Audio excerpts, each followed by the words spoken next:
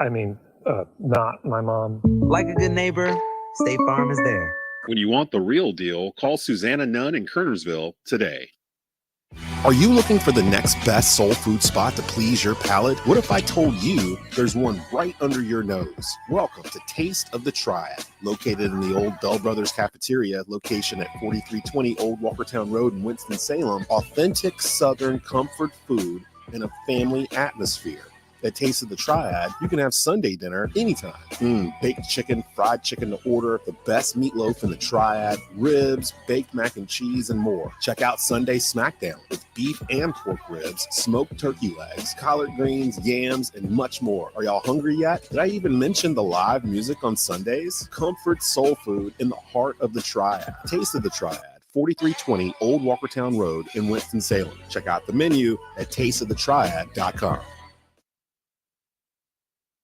We love sports. Joe Louis, the greatest boxer ever lived. Not only do we love sports, but we love to debate sports. He was bad in Captain Clay. He bad in Sugar Ray. He bad in that. Who that? The new boy got Mike Tyson. Look like a bulldog. He bad at him too. He done whipped Mike Tyson ass. He whipped all their ass. For the best sports analysis in the Triad. What about Rocky Marciano? In-depth local coverage of your favorite schools and teams. Let me tell you something. One fall, Rocky Marciano was good, but compared to Joe Louis, Rocky Marciano ain't.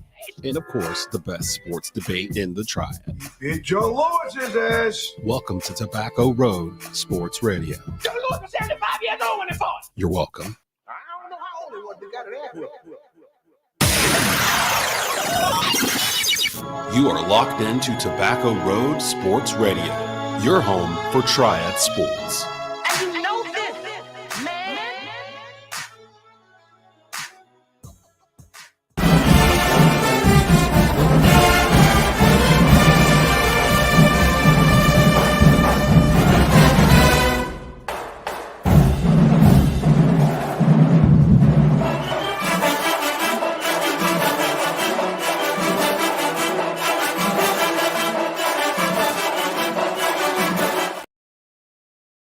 And Gold post-game show, along with Al Swann, Billy Covington, Donal Ware with you here. Another tough and disappointing loss for North Carolina A&T, 28-14. And you know, you look at some of these losses and you say, okay, well, A&T has a 1-10 record on the season, and then you say, well, you know, are the losses disappointing? Well, in a lot of respects, they are, because A&T has had many opportunities in the last 4 football games, including on today.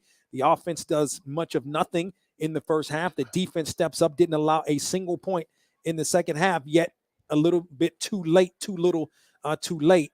And you go back to the Hampton game. That was an opportunity. You go back certainly last week to Rhode Island.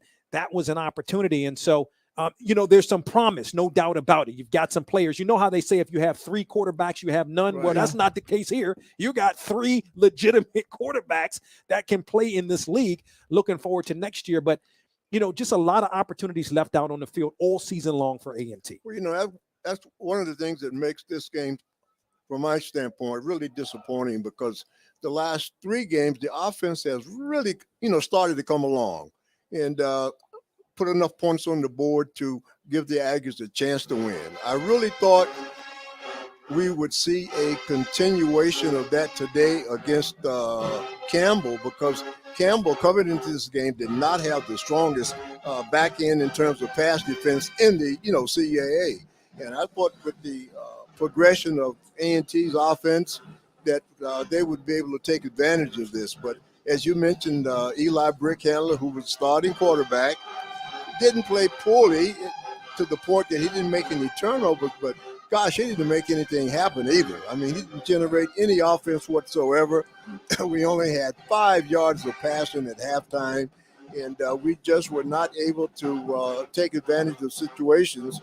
And, it's really interesting. As soon as the defense starts to play well, the offense falters. And as soon as the offense plays well, vice versa. So really just a disappointing day from an offensive standpoint. I really thought that we'd see a continuation of the progress that we saw the last 3 weeks, but it just wasn't going to happen today. Janelle has been every game we've had this post-game show. Yeah. She's been on it. She says, I will be glad when the coach can recruit and get better next year. Today wasn't good. They looked like they weren't prepared to compete. And that's true early on, particularly because, I mean, look, this is your last game of the season, and Campbell gets up 28-0. You know, I feel what she's saying because I had really the same. And I think I mentioned this to you guys before the game. I really thought A&T would see this as an opportunity to end the season on a positive note. I really did. And from the fact that offensively, the last 3 games we have really looked good. We've generated some offense, and again, I thought we'd see a continuation of that, but we didn't. And as a result, we find ourselves losing today, 28-14. Billy, the future looks bright when you're talking about specifically. And again, you've got to the issue now with the transfer portal and all that kind of stuff. You've got to recruit these guys. And let me say this before I ask you this question. Let's not forget that A&T, in essence, lost 2 Power 5 players. You know, when you lose a guy like a Jacob Roberts, who is excelling at Wake Forest now, Bashal Tootin, who is excelling at Virginia Tech, they lost 2 Power 5 players. But you've got 3 quarterbacks, Billy, that legitimately could be the starting quarterback next year. Most definitely. And I think all 3 are capable. KJ White was looking real good till he sustained an injury. Brick Handler looked good the last couple of games. He ran the ball extremely well. Al said he's a gunslinger, and he's not scared to get hit or anything. And Austin Hooker really looked good today when he came in and played. I thought he showed a lot of poise, took some sacks that he didn't have to take, but he made some plays outside the pocket, ran the ball extremely well, put the ball on the money a couple of times, and the receivers caught him, and he does look well. So you're going into next season with 3 good quarterbacks that could start for you, and it's going to be a quarterback battle next year when football season begins. David says Austin Hooker looked pretty good. Yeah, he did. Yep. Stephanie says get ready for next year. Champ D1012 says season is over and what a season to go through. Hopefully we will improve next season. And I think this team will. You're going to see the coaches get out, and specifically Coach Brown beat the Bushes. Remember, KJ White is his recruit. Cade Mulder is his recruit. Those guys made impacts this year. You get a couple of guys from the transfer portal, continue to recruit for the future. And like most of the coaches in this league have said, A&T is a team to look out for in the next couple of years. Well, you know, he mentioned he being Coach Brown early in the year, the type of players that he is going to need to compete in the CAA. And he knows what type of guys he's got to bring in. And we need some size on both sides of the ball. And we could use a couple more skilled players. And I'm sure that's what the Aggies are going to be looking for during the offseason. But, you know, one of the things that you said, Donal, is really important. I mean, we got to recruit some of these kids that we got here to come back, because now with that transfer portal in football, I mean, it's very easy for kids to go from one school to another. And so hopefully we can re-recruit those guys, especially those skilled players, and get those kids to come back here next year. And with some better recruitment, I think we're going to be in a much better position next year. ODB says it's a 2-man competition for the starting quarterback, White and Hooker. No, if anything, to me, it would be Brick Handler and White. But I would think it's a 3-man competition. Yeah. Hooker showed a lot today. You got to give him credit. Here's a kid, redshirt sophomore, had not seen action all year, and to come in under the situation that he was forced to come in under, I thought he really played well. He made some beautiful throws. He made some beautiful reads. And, you know, like you said, it could be a big battle for that quarterback position next year. My man Hans, had a chance to meet Hans and his family a couple of weeks ago up here in the suites. He says this game was an audition for the 24 season to a degree. The focus must be on the honest evaluation of current players, reshaping the roster, and recruiting to fill voids. No doubt Definitely. About it. Yeah, no doubt about it. I agree with that. No doubt about it. Now, let's see. Searshall says Aggies deserve a better coach. I don't. I don't agree with that. Yeah. Yeah, No. it's tough. I mean, it really is. And of course, in today's football, with kids having the opportunity through that transfer portal to go from one place to another, and as we said earlier, Gus Brown early in the year, he recognizes the type of players that he needs to compete here in the CAA, and I think they're going to go out and try to bring those type of players in here next year. Hans further says the university, the AAF, and alums must commit to providing the resources to turn the corner. He says talking in the barbershop won't get it done. And it's a good point because, I mean, when your budget as an overall university is smaller than Villanova's football budget, exactly, you got it. You got a problem, you know. Let's see. Jay says, look forward towards next year. I am not sold on any current quarterback. Let's see how the coaches recruit and coach for next year. Champ says, gotta wonder why Hooker didn't play sooner. He certainly, and even last year, it was a game. It seemed like when he came in, he sort of rejuvenated, or not rejuvenated, but really kind of got the offense going, and he certainly did that on today. The other thing, however, is this team didn't have film on Hooker either coming in. Exactly, and one of the things that we talked about with Hooker, he comes from a really good pedigree in terms of his dad and his brother, and I think he has a great understanding of the game, and why he hadn't played, I don't know, because White did an excellent job until he was injured, but you got to give him credit. Well, when he was called upon today and without any experience playing this year, really came in and did what I thought was a really good job at quarterback. Austin Hooker, 11 of 15, 159 yards, 1 touchdown, had no interceptions. He also, let's see, I was trying to see how many, that's receiving. Excuse me. He rushed for, 0 yards. I mean, it was a net. It was a net of 0 yards. Brick Handler, 5 of 12, 16 yards, no touchdowns, no interceptions in the ball game. Rushing wise, Shameik Blizzard looks like another future guy, 79 yards rushing on 15 carries. Just a little bit too little too late for this offense. Yeah. We talked a lot about our quarterback situation coming in next year.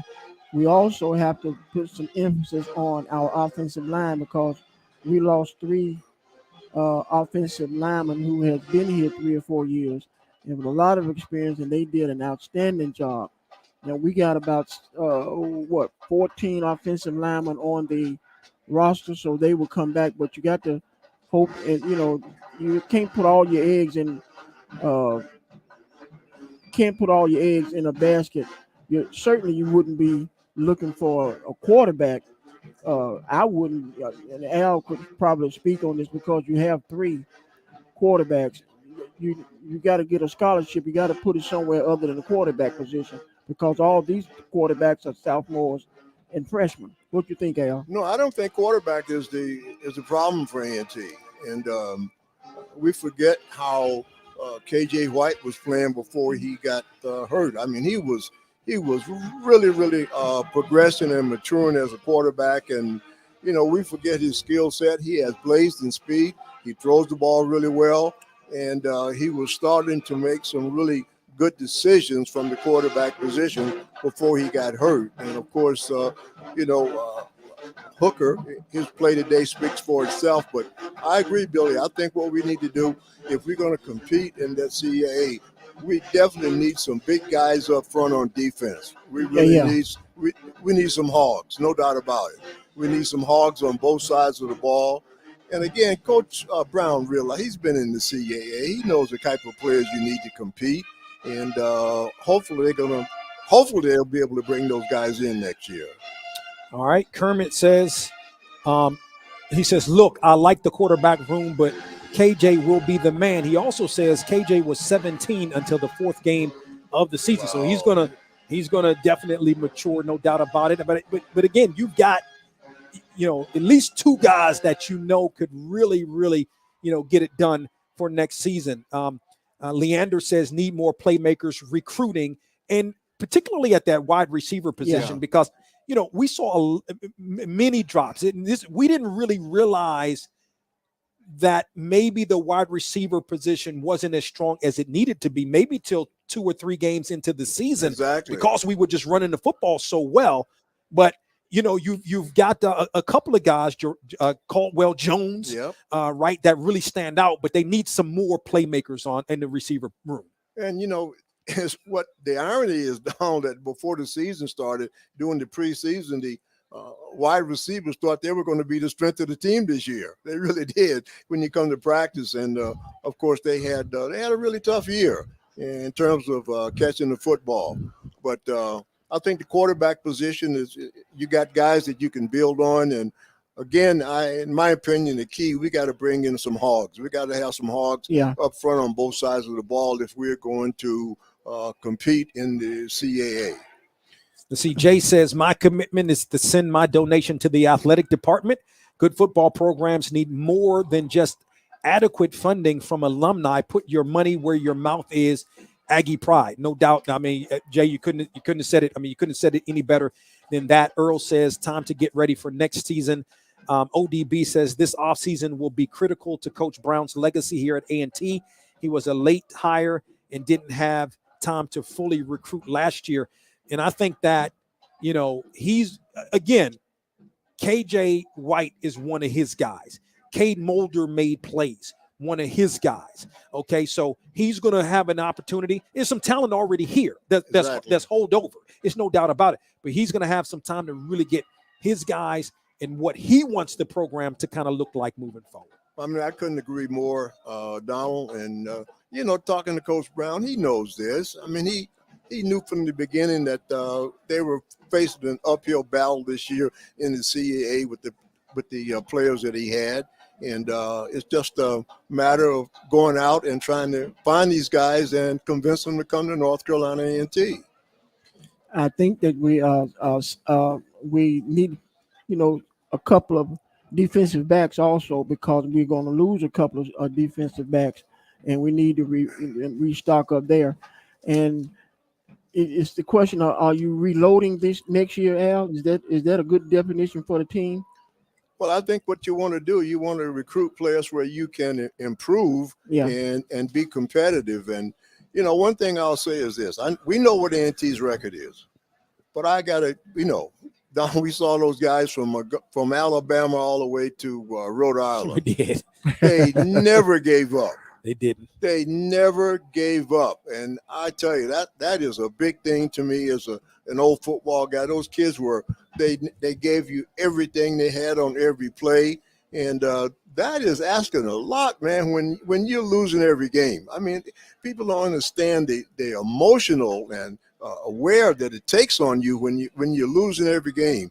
And you got to go to practice every day, and you got to go out there and sweat and what have you. But those kids never gave up. They played hard on every play. And I really think that's something that from an attitude standpoint that you can build on. And I agree with some of the people. Next year is going to be important because you're going to have a bigger sample size of where the program is going in terms of who they bring in.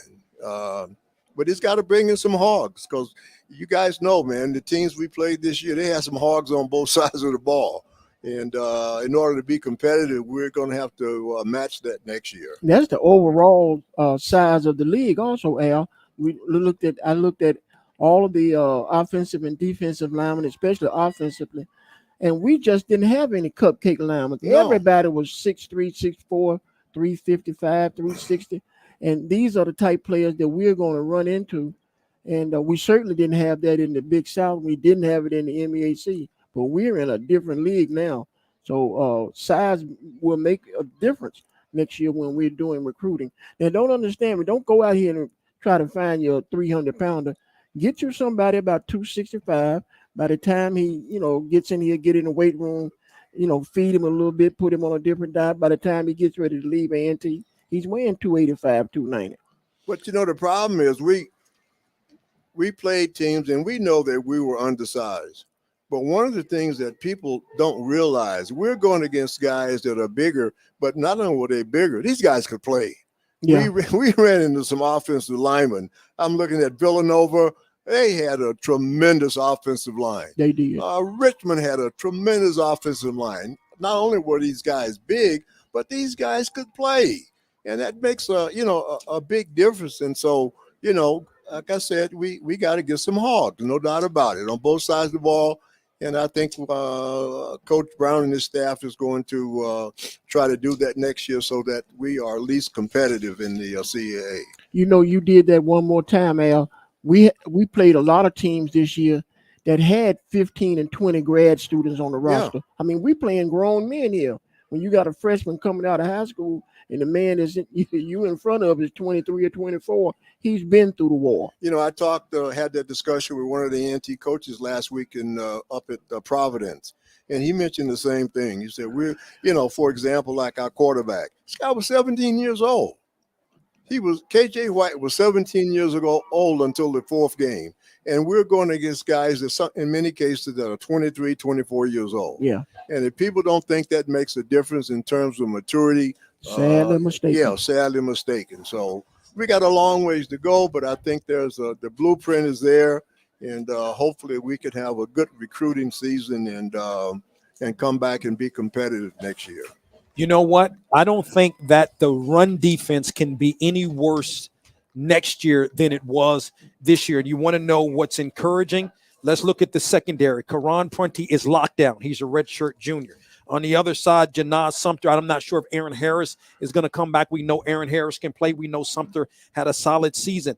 Ty Williams is a beast, okay, at your strong safety. Yeah. He's a junior. And then David Laney made some plays. Remember, he had that 80-yard interception return for a touchdown. He's a redshirt sophomore. Averian Cole was an absolute destroyer this year. He's a redshirt sophomore. You can get those guys up front right on the defensive side.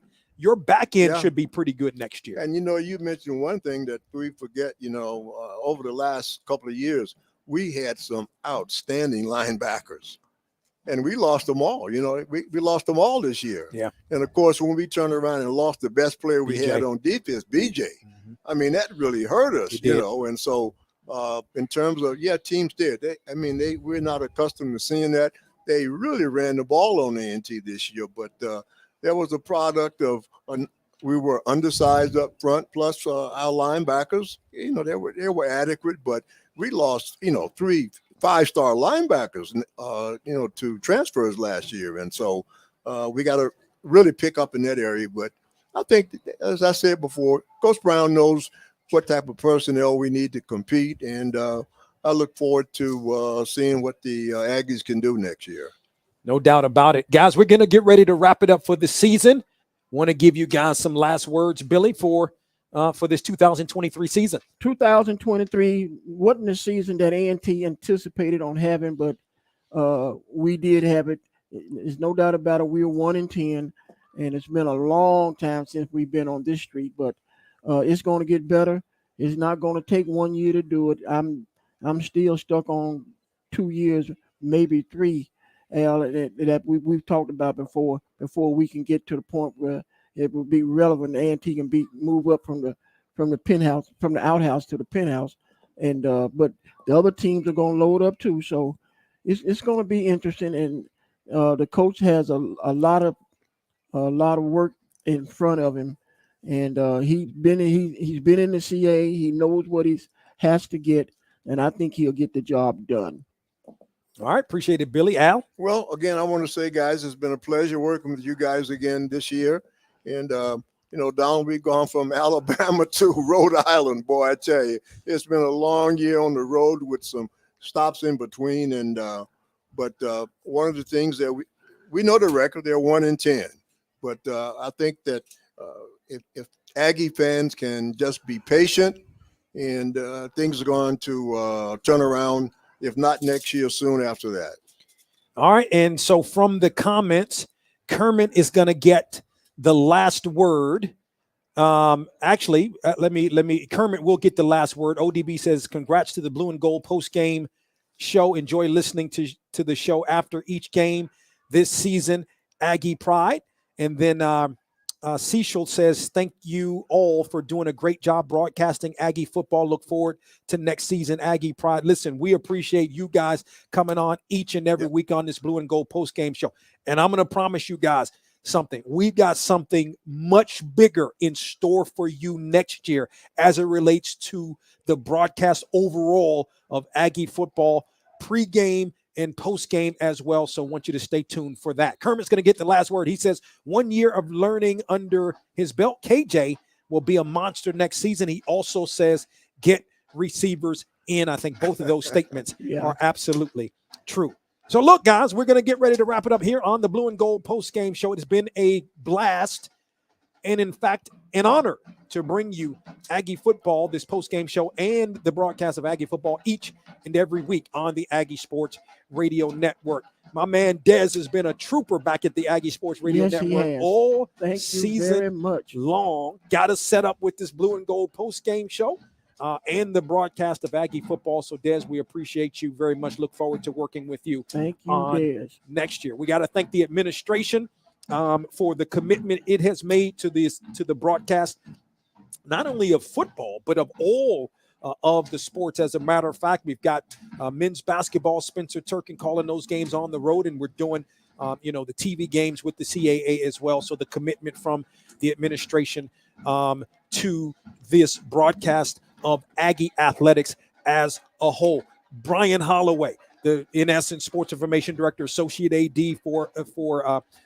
sports information or media relations, absolutely outstanding, has really put together a great team of broadcasters, not just football, but for basketball, baseball, softball, volleyball. He's done an absolutely tremendous job of that. So we want to thank him as well. And again, we want to thank you, the watcher and the listener, for listening and watching Aggie football all season long on the Aggie Sports Radio Network. One last time for Al Swann and Billy Covington, Donal Ware saying so long for now from the stadium on the campus of North Carolina A&T State University.